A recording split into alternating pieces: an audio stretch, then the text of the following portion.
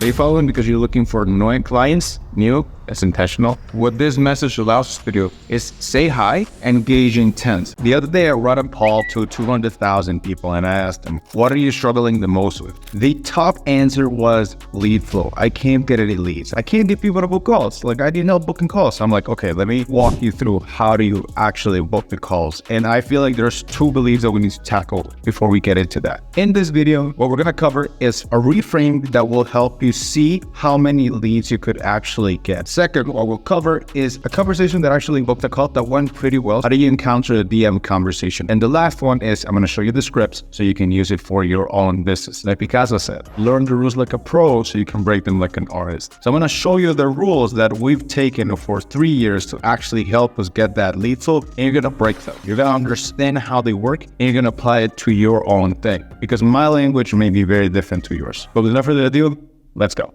The other day, a client told me, I posted something and it didn't work out. I'm like, what are you measuring with to say that it didn't work out? Because I've tweeted 50,000 times, not all of them could be bangers. And he said, it didn't get any leads. I'm like, show me the post. It got like 100 likes. And I asked him, have you messaged every single one of these guys? He's like, no. Well, then let me just quote Kobe on this. Job's not finished.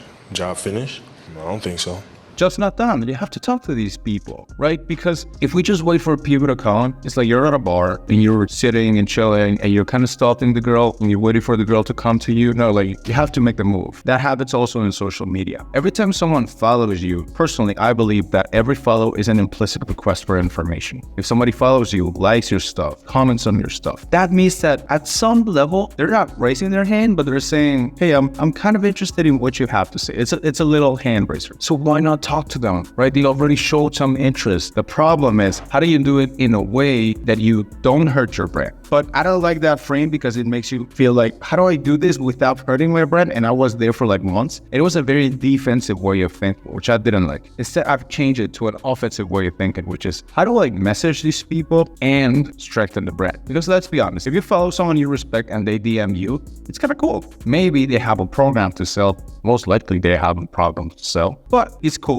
So that's a powerful reframe. If there is a way in which we can book more calls and strengthen the brand, why wouldn't we? Now, 5 mistakes that people make when it comes to the DMs. Number 1, forcing people to be your customer. I love this tweet by Jack Butcher. He says, a lesson you can actually learn from Jeff Bezos is that Amazon, the biggest business in the world, serves 1.62% of the world's population. Not everybody is your customer. The mistake we have is we try to force people. If somebody doesn't book a call, we're like, dude, fuck this guy. We make the mistake of trying to force people into becoming our customers. And that hurts us because it shows in our language and then we break that relationship. 2 is we treat it as a fight instead of a dance. So we come in guns blazing. We're like, hey, do this, right? We're trying to frame control. We're trying to push them. And it's like, they know what you're trying to do. You're trying to sell them, right? But there's a way in which you can do it elegantly, which is dancing, right? The girl, when the dude comes out to get her out to dance, she knows that the dude wants her. But there is an elegant way to escalate into the thing.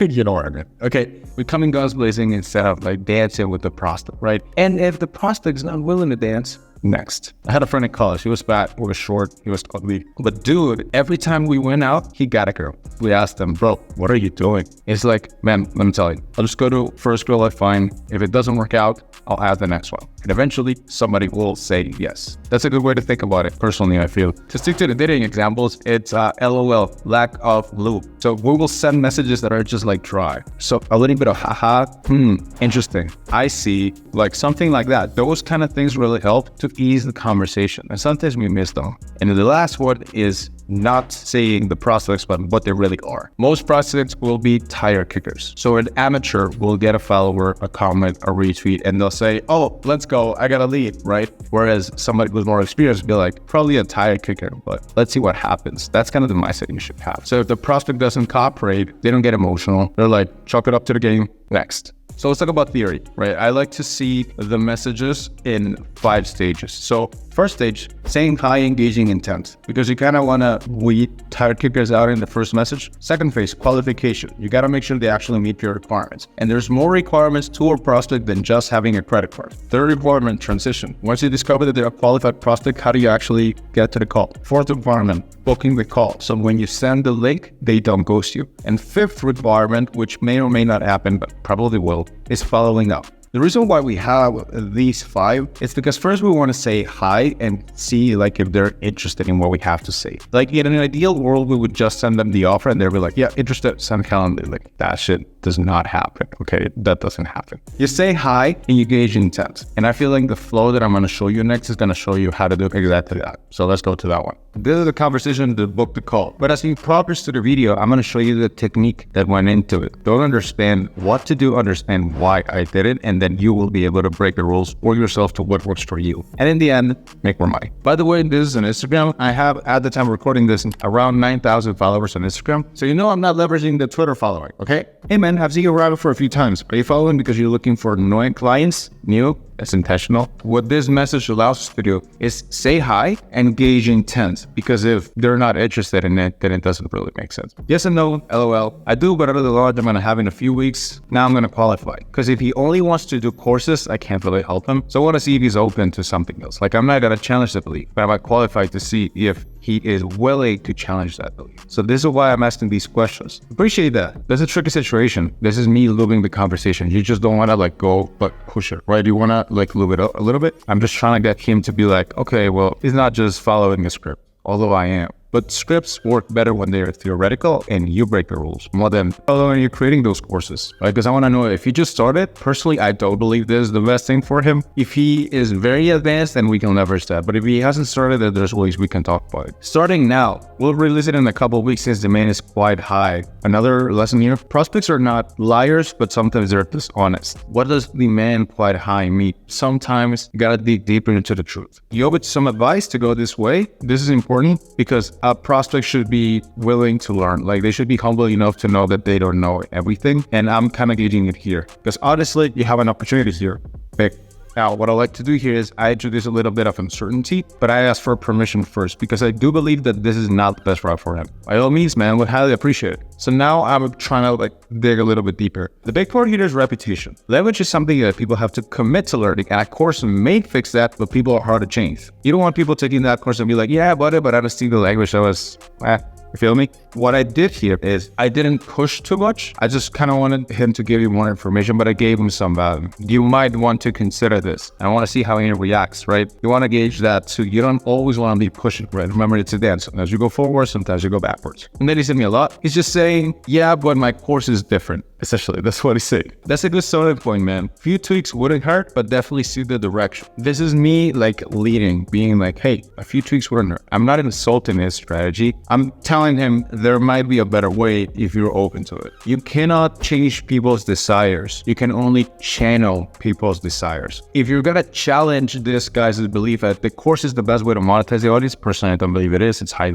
ticket. Don't do it on the chat, because if not, you're gonna end up talking to him for like 3 hours, right? Want some help? This is the transition. After I find the gap, this is where I go for the transition. Want some help? But I'm not gonna just go with, hey, let's set up a call. I need for permission that he actually wants some help. Now, I learned this from Taki Moore. Nobody wants to get on a call, but people are willing to brainstorm on ways to grow their business. See ways they can accomplish goal. It's a call anyway, but don't say it's a call, because call's scary. It's just bad language. It's like saying webinar. Who the fuck wants to be on a webinar? You know what I mean? Here's what I'm thinking. Let me connect you with their monetization specialist, Johan. You took and jamming your strategy for the ground. That's making him feel like, oh, it's not a sales call. He knows it's a sales call, but it doesn't feel that way. If relevant, he'll show you how we can help. We didn't send this message before. We introduced this message so they would know, hey, there's a paid offer behind this. We know we have to give you value, but we're going to offer something later. For sure, man. I appreciate it a bunch. Cool. Let me find his link. I already know the link, right? I'm just taking it like a minute and say like, wait, mind booking now? You got to make them do it now, because if not, people forget. You could also say, cool, we'll have my chat window open while you pick a time. Just that little thing, we found that it actually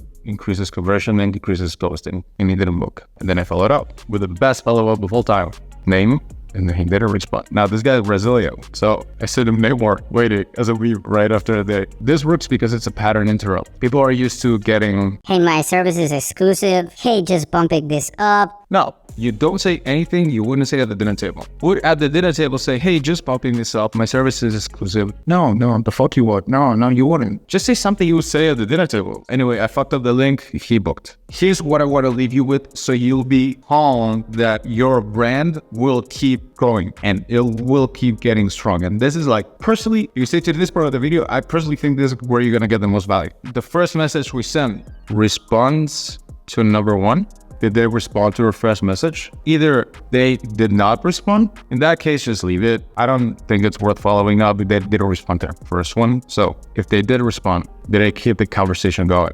Now, they either didn't or they did. If they didn't keep the conversation going, I would follow up later that day. Now, if they did respond, simple. You stick to the script that I just gave. This is a loop. It's not a bridge where you're like piece 1, piece 2, piece 3, it's done. It's a loop. And you get out of the loop when it feels like you should get out of the loop. That means that this repeats itself until it's time to go for the call. Now, after you send the follow-up, did they keep the conversation going within 24 hours? So if they didn't respond, then maybe they're not interested in having a conversation, which is fine. Less than 1% of your audience is gonna buy from you anyway. Now, if they did keep it going, maybe they were busy, totally fine, then you stick to the script. Now, if they did not keep it going, we're also cool. I don't know where I heard this, but it's like love is like a fart. If you have to force it, it's probably should. Same thing here. DMs are like a fart. If you have to force it, it's probably should. You can just be like, okay, cool. Conversations start and end at the same time. Like, do you remember who you were chatting with 6 months ago? Probably not. Doesn't matter. Maybe at some point you're like, this guy's in. So you're like, will they take the call? If they take the call, you exit gracefully.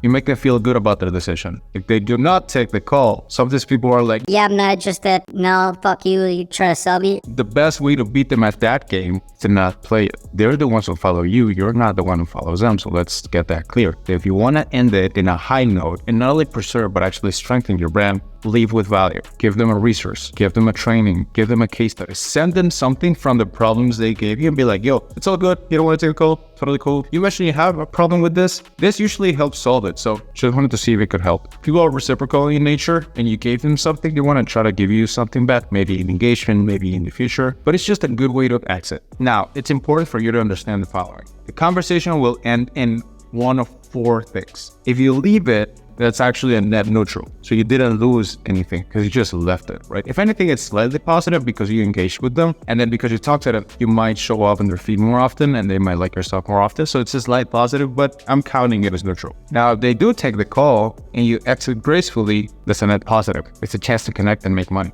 If they don't take the call, that is also a net positive. Why? Because you left it a high note. Because you gave them value in the end. You didn't fight them. You danced with them, didn't work out, all good. Well, it was nice. It's either neutral or slightly positive or very positive. No bad outcomes here.